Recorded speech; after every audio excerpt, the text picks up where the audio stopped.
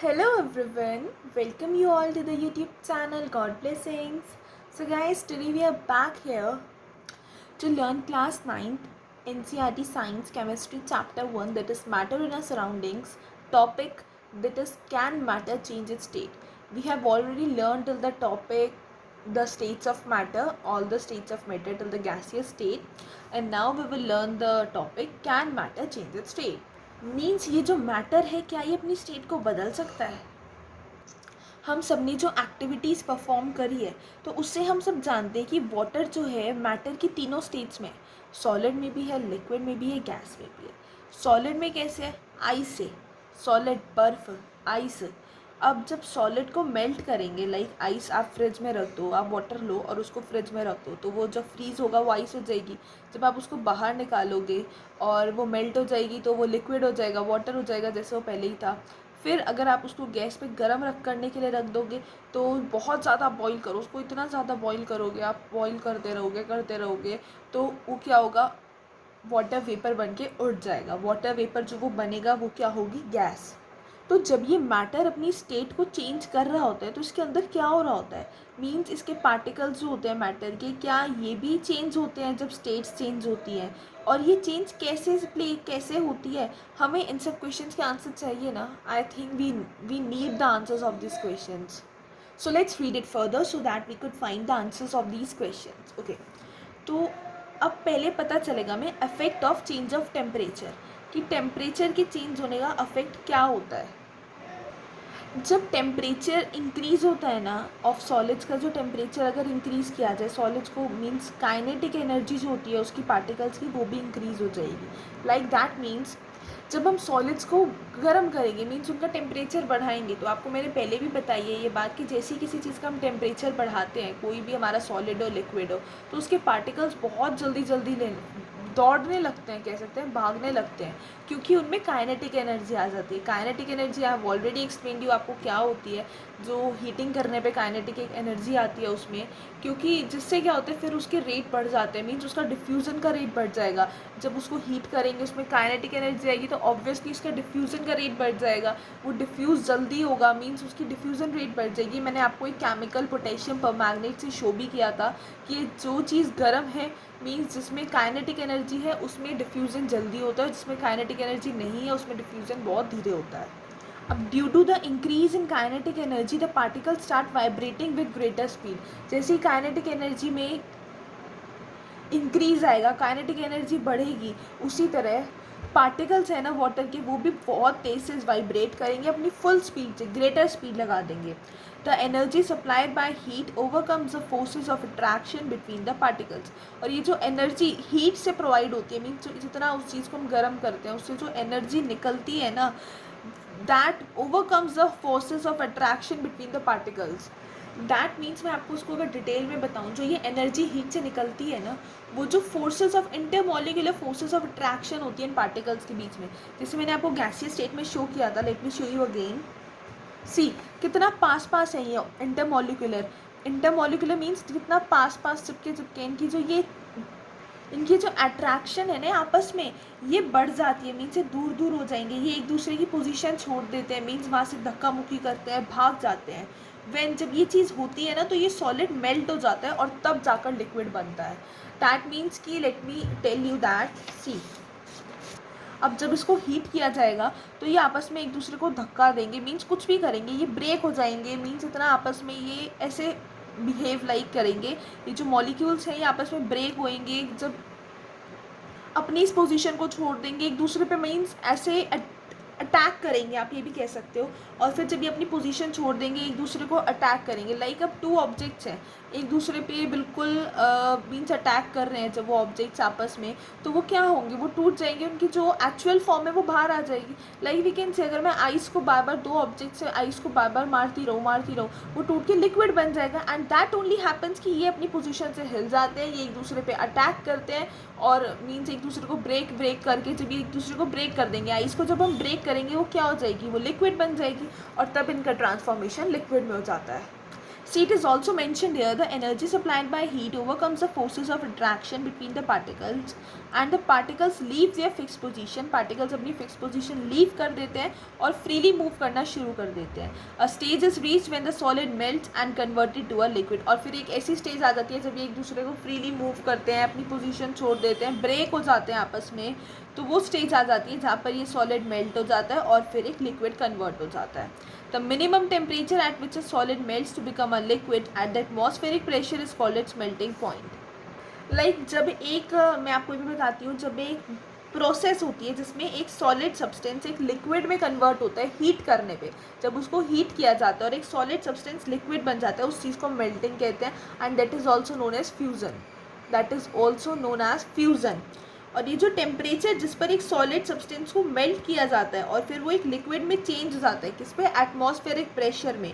Atmospheric pressure means pressure exerted by the air. जो उसमें हवा है वो हल्का हल्का जो उसमें प्रेशर एक्सर्ट करती है, उससे जब ये चेंज होता है तो दैट मीन्स इसको कहते हैं melting point of the substance. Minimum temperature जिस पे सॉलिड मेल्ट होता है एक लिक्विड बनने के लिए, उसको कहा जाता है मेल्टिंग पॉइंट. अब ये जो आइस जो है एक सॉलिड है एज यू ऑल नो, और सॉलिड्स में क्या होता है, पार्टिकल्स टाइटली पैक्ड होते हैं, और जब हम उसको हीट करेंगे ना तो उसके पार्टिकल्स बहुत एनर्जेटिक हो जाएंगे. हीट करने से उसमें एनर्जी आ जाएगी और काइनेटिक एनर्जी उसकी बढ़ जाएगी. एनर्जी हीट करेंगे, जैसे वो गर्म होगा उसमें काइनेटिक एनर्जी बढ़ती जाएगी, और जैसी काइनेटिक एनर्जी बढ़ेगी पार्टिकल्स वाइब्रेट होंगे और बहुत तेज स्पीड से चलने लगेंगे. That I have explained you. So let's come to further chapter. The melting point of a solid is an indication of the strength of the force of attraction between its particles.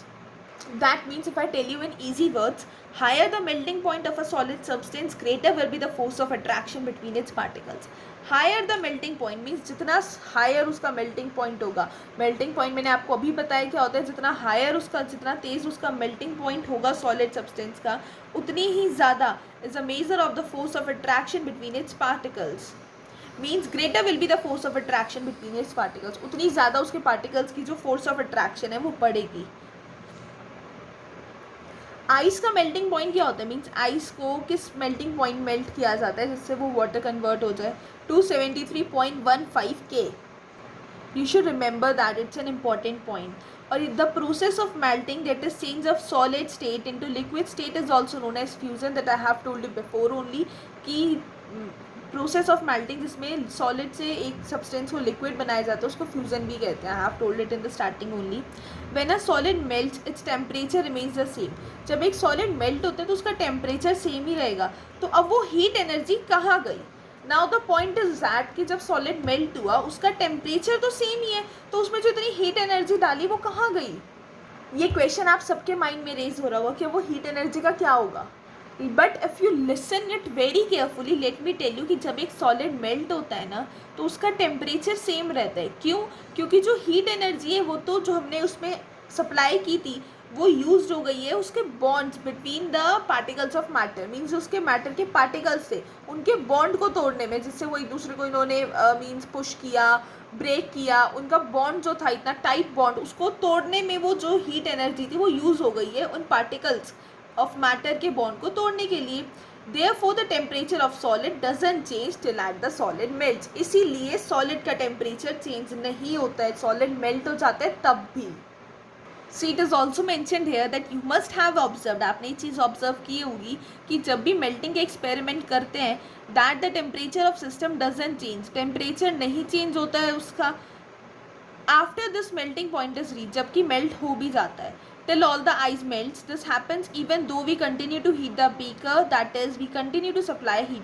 क्यों होता है जब हम heat up supply कर रहे हैं? ये heat जो है मैंने अभी आपको बताया यूज्ड अप हो जाती है कहाँ? In changing the state by overcoming the forces of attraction between the particles. ये जो फोर्सेज ऑफ अट्रैक्शन है पार्टिकल्स के बीच में, इनको तोड़ने में, मैंने आपको इजी वर्ड्स में समझा दिया, this is hard words means little bit confusing words हैं, इनको ब्रेक करने में यूज़ हो जाती है. As this heat energy is absorb by ice without showing any rise in temperature. जैसे कि जो हीट एनर्जी है ये आइस ऑब्जर्व कर लेती है, मैंने अभी आपको बताया ना आइस को तोड़ने के लिए चाहिए होते हैं अपने मॉलिक्यूल्स, और कोई वो टेम्परेचर भी गेन नहीं कर दिए. It is consider that it gets hidden into the contents of beaker and is known as the latent heat. It's a very important topic, please listen it very carefully. See here it is mention that जैसे जैसे heat energy ice observe कर लेती है और वो कोई temperature में rise भी नहीं दिखाती, मीन्स कोई टेम्परेचर बढ़ता भी नहीं है, तो ये कंसिडर किया जाता है कि ये जो मीन्स आइस मतलब उसके जो हीट है ना, ये कहाँ, ये बीकर के कंटेंट्स में छुप जाती है और इसलिए इसको लेटेंट हीट कहा जाता है। लिखो, अगर मैं आपको सिंपल वर्ड्स में कहूँ तो latent heat is defined as heat energy that is absorbed और release during the transition phase of a substance. Latent heat एक ऐसी हीट एनर्जी है जो कि एब्सॉर्ब कर ली जाती है या फिर रिलीज कर दी जाती है during the transition phase of a substance. किसी भी सब्सटेंस को मीन्स गर्म करें सॉलिड को तब करते हैं, तो ये जो माना जाता है कि ये हीट ना कहीं जाके छुप गई, तो उसे कहते थे छुपी हुई heat, latent heat. See, here it is also mentioned that the word latent means hidden and the amount of heat energy, वो amount heat energy की जिसको means require किया जाता है एक 1 kg of solid को change करने के लिए, किसमें, liquid में, at atmospheric pressure at its melting point is known as the latent heat of fusion। सी देखो, जब एक हीट एनर्जी जिसको रिक्वायर किया जा रहा है, अगर मुझे 1 kg सॉलिड को लिक्विड में चेंज करना है, तो उसके लिए जो मुझे हीट एनर्जी चाहिए, अब मैं उसको जैसे चेंज करूँगी अपने एटमॉस्फेरिक प्रेशर पे, उसको मेल्ट करके एटमॉस्फेरिक प्रेशर यूज़ करके उसकी मेल्टिंग करके मैं उसको चेंज करूँगी, तो जो हीट एनर्जी मुझे चाहिए उस हीट एनर्जी को कहा जाता है लेटेंट हीट ऑफ फ्यूज़न।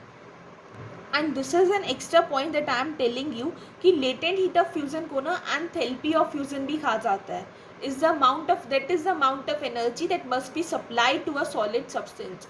यही लेटेंट हीट जो होती है ना फ्यूजन की, ये से वो अमाउंट कहते हैं एनर्जी की, means this is the amount of energy जिसको सप्लाई किया जाना चाहिए एक सॉलिड सब्सटेंस में, और किसकी फॉर्म में, हीट की फॉर्म में, जिससे वो अपनी फिजिकल स्टेट को चेंज कर सके और लिक्विड बन सके, जब जो और उसका एनवायरनमेंट का जो प्रेशर है वो भी कांस्टेंट रहे। That's why it is said, जो ये पार्टिकल्स होते हैं ना वाटर में, इनके पास ज़्यादा एनर्जी है कंपैरिजन करें अगर वो पार्टिकल से जो कि आइस में और टेम्परेचर उनका सेम है, लेकिन एनर्जी किसके पास ज़्यादा है, जो पार्टिकल्स वाटर में है, क्योंकि उसको हीट करके चेंज किया जाता है, तो एनर्जी उसके पास ज़्यादा है। When we supply heat energy to water, जब भी हम हीट एनर्जी वाटर में सप्लाई करते हैं, पार्टिकल्स बहुत जल्दी चलने लगते हैं। At a certain temperature a point is reached, और उसी सर्टेन टेम्परेचर पे एक पॉइंट पे हम पहुंच जाते हैं when the particles have enough energy to break free from the forces of attraction to each other. Means जब हम उस पॉइंट पे पहुंच जाते हैं ना, तो वो जो फोर्सेस ऑफ अट्रैक्शन मीन्स जो पार्टिकल्स हैं उनमें इतनी एनर्जी आ जाती है कि वो अपने आप को ना फ्रीली मीन्स अपनी फोर्स ऑफ अट्रैक्शन को ब्रेक कर सकते हैं और फिर वो लिक्विड में चेंज हो सकते हैं। At this temperature the liquid starts changing into gas, और इस टेम्परेचर पे वो लिक्विड स्टार्ट्स हो जाता है गैस में चेंज होना। अब तक सीखा था सॉलिड का लिक्विड में चेंज होना, लेकिन अब क्या सीख रहे हैं, लिक्विड का गैस में चेंज होना। जैसे मैंने अभी आपको बताया, जब हीट एनर्जी ज़्यादा मिलती है वाटर को, तो पार्टिकल्स जल्दी जल्दी मूव करते हैं, और इस टेम्परेचर पे क्या होता है, पार्टिकल्स में इतनी एनर्जी आ जाती है कि वो फोर्स ऑफ अट्रैक्शन को तोड़ सके और फिर वो एकदम से वाटर वेपर बन जाते हैं। वो टेम्परेचर जिसमें एक लिक्विड बॉईल करना शुरू कर देता है at the atmospheric pressure is known as its boiling point. Boiling is a bulk phenomenon. And what is a bulk phenomenon? I don't know. You know that? If you know, then tell me in the comment section. Okay, let me only tell you. Two forms होती है phenomena की. One is the surface phenomena and the other one is the bulk phenomena. अब ये जो surface phenomena क्या होता है? Let's read it also. It's a knowledge only. Is a concept where the mechanism includes only the surface of some subject. Means जहाँ पर ना किसी चीज़ का सिर्फ सरफेस यूज़ किया जाता है, उस फॉर्मूला में सिर्फ सरफेस यूज़ करते हैं, जैसे इवेपोरेशन हो गई। और ये जो बल्क फिनोमिना होता है, इसमें ये एक ऐसा फिनोमिना है जिसमें पूरा ऑब्जेक्ट ही यूज़ कर लेते हैं प्रोसेस में, और and fully influenced in bulk. That means वो प्रोसेस जिसमें टोटल मॉलिक्यूल्स आ जाएं, इंटीरियर मॉलिक्यूल्स भी आ जाएं, अपने सरफेस मॉलिक्यूल्स भी आ जाएं, उसे कहा जाता है बल्क फिनोमेना। और ये कब होता है? जैसे कि हम एक लिक्विड को बॉईल करते हैं, व्हेन कंपेयर्ड विद इवेपोरेशन। और अगर हम इसको इवेपोरेशन से कंपेयर करें तो it involves only surface molecules. Evaporation में सिर्फ सरफेस मॉलिक्यूल्स इंक्लूड होते हैं, not the whole means inter molecules also. इसलिए इवेपोरेशन को सरफेस फिनोमिना में कंसिडर किया जाता है, but not as the bulk phenomena. पता है क्या होता है? जब एक लिक्विड में ज़्यादा से ज़्यादा पार्टिकल्स ना बहुत पास होते हैं आपस में, तो जब हम उसमें हीट एनर्जी अप्लाई करते हैं ना, तो पार्टिकल्स बहुत तेज़ तेज़ चलने लगते हैं। इसलिए कुछ पार्टिकल्स में इतनी एनर्जी आ जाती है कि वो मतलब अपनी फोर्स को, अट्रैक्शन को ओवरकम कर लेते हैं, और इसलिए वो बिल्कुल फ्री हो जाते हैं और लिक्विड में से जाके भाग जाते हैं। कह दो उनको इतनी हमने आज़ादी दे दी कि वो उसको छोड़ के भाग जाते हैं और दूसरी स्टेट में चले जाते हैं। और इसे इसलिए कहते हैं when this happens this liquid evaporates. जब भी ये होता है लिक्विड इवेपोरेट्स होता है, मतलब गैस में चेंज होना शुरू हो जाता है। In other words, I can say higher the boiling point of a liquid, greater will be the force of attraction between its particles. जितना ज़्यादा तेज़ होगा लिक्विड का बॉइलिंग पॉइंट, उतनी ज़्यादा उनमें अट्रैक्शन होगी और इतनी जल्दी वो भाग जाएंगे। क्योंकि जैसे ही हम लिक्विड को हीट करते हैं, हीट एनर्जी अपने पार्टिकल्स को फटाफट भगा देती है, और उस boiling point, at the boiling point of the particles of a liquid have sufficient kinetic energy to overcome the forces of attraction holding them together and separate into individual particles. That means कि boiling point में ना जो ये particles होते हैं liquid के, इनमें इतनी काइनेटिक एनर्जी आ जाती है कि अपनी फोर्स ऑफ अट्रैक्शन, आपस वाले मॉलिक्यूल्स को धक्का मुक्की करो और यहाँ से भाग जाओ। लाइक जैसे किसी चोर को ना जेल से भागना हो, इन दैट वे ये अपनी फोर्स एकदम से सबको हटा देते हैं और इंडिविजुअल पार्टिकल्स में चले जाते हैं, अलग अलग हो जाते हैं सारे, और तब ये लिक्विड हमारा गैस में कन्वर्ट हो जाता है। That is mentioned here already that particles from the bulk of the liquid gain enough energy to change into the vapor state। कि पार्टिकल्स मतलब जो बल्क के पार्टिकल्स होते हैं वो लिक्विड में इतनी एनर्जी गेन कर लेते हैं कि आराम से वेपर स्टेट में कन्वर्ट हो जाए। Okay, so our next topic is that can you define the latent heat of vaporisation. क्या आप लेटेंट हीट ऑफ वेपराइजेशन को डिफाइन कर सकते हो? उसी तरीके से ये भी वही है जैसे कि हमने लेटेंट हीट ऑफ फ्यूजन को डिफाइन किया है, that is also the latent heat of vaporisation. Let me explain you it in detail. Latent heat of vaporisation is a physical property of a substance. जो ये latent heat है vaporisation की, ये भी एक फिजिकल प्रॉपर्टी है। इसको हम कह सकते हैं that a heat required to change any substance of liquid at its boiling point under standard atmospheric pressure. कि वो हीट जिसको रिक्वायर किया जाता है, जिसकी ज़रूरत पड़ती है बॉइलिंग पॉइंट पे उस लिक्विड को गैस में कन्वर्ट करने के लिए। जब एक मटेरियल लिक्विड स्टेट में होता है, उसमें जो इज गिवन एनर्जी, जब एक मटेरियल है कोई लिक्विड स्टेट में, उसको जब हम एनर्जी प्रोवाइड करेंगे तो वो एनर्जी कैसे एब्जॉर्ब हो जाएगी? एब्जॉर्ब इन दिस प्रोसेस, इस प्रोसेस में एब्जॉर्ब कर लेंगे उसके मॉलिक्यूल्स आपस में फ्री होने के लिए, ब्रेक करने के लिए। तो ये जो हीट है ये हिडन हो गई, अब हीट हमारी छुप गई उसमें, जो उसमें ही यूज़ हो चुकी है हमारी, मीन्स मॉलिक्यूल्स ने यूज़ कर ली है और टेम्परेचर भी इंक्रीज नहीं हुआ है, तो इसलिए इसको कहा जाता है latent heat of vaporisation. Again that thing कि पार्टिकल्स इन स्टीम, जब पार्टिकल्स को मीन्स स्टीम भाप में होते हैं, मीन्स जब वो वाटर वेपर बन रहे होते हैं एट 373 के मीन्स 100 डिग्री सेल्सियस पे, उनका टेम्परेचर क्या होता है 100 डिग्री सेल्सियस। उनमें ज़्यादा एनर्जी होती है वाटर से, जबकि वाटर का भी टेम्परेचर यही होता है जब उसको लिक्विड में चेंज किया जाता है सॉलिड का, और जब उसका ये टेम्परेचर होता है ना, मीन्स या फिर खाली आप वाटर को कह दो बॉईल करने में, उसका भी यही टेम्परेचर होगा। लेकिन एनर्जी कब होगी ज़्यादा? जब वो वाटर वेपर बनेगी, जब उसमें हीट बहुत ज़्यादा एक्सट्रीम में होगी। That's why at the time of COVID-19 it is said to take steam, क्योंकि ये जो स्टीम है उसमें इतनी एनर्जी है, स्टीम में इतनी ज़्यादा एनर्जी है कि वो किसी भी वायरस को किल कर सकती है। लाइक द कोरोना वायरस, वो अपनी हीट एनर्जी से उस वायरस पे अटैक कर सकती है, दैट कैन किल दैट। इसलिए कहा जाता है in that pandemic situation that we should take the steam nowadays. और ऐसा क्यों है? क्योंकि ये जो पार्टिकल्स होते हैं स्टीम ने, इन्होंने एक्स्ट्रा एनर्जी कहाँ से एब्जॉर्ब की है? लेटेंट हीट ऑफ वेपराइजेशन से। देखो सॉलिड स्टेट है, हीट करा लिक्विड स्टेट हो गई, फिर हीट करा गैसियस स्टेट हो गई, गैसियस स्टेट कूल होएगी तो लिक्विड स्टेट हो जाएगी, लिक्विड स्टेट को कूल करेंगे तो सॉलिड स्टेट हो जाएगी।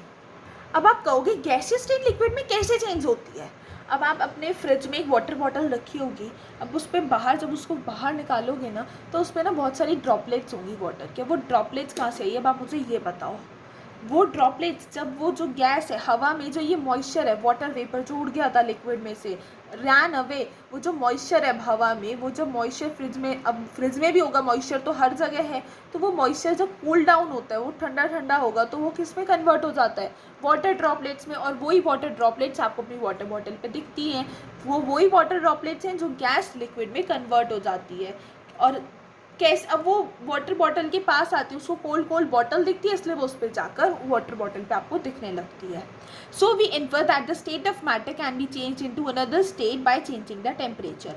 तो हम इस बात को, अब हमने जो ये क्वेश्चन पुट किया था that how does this change of state take place, उसका आंसर हमें मिलता है कि ये जो स्टेट ऑफ मैटर है इसको चेंज किया जा सकता है दूसरी स्टेट में बाय चेंजिंग इट्स टेम्परेचर, उसका टेम्परेचर चेंज करके।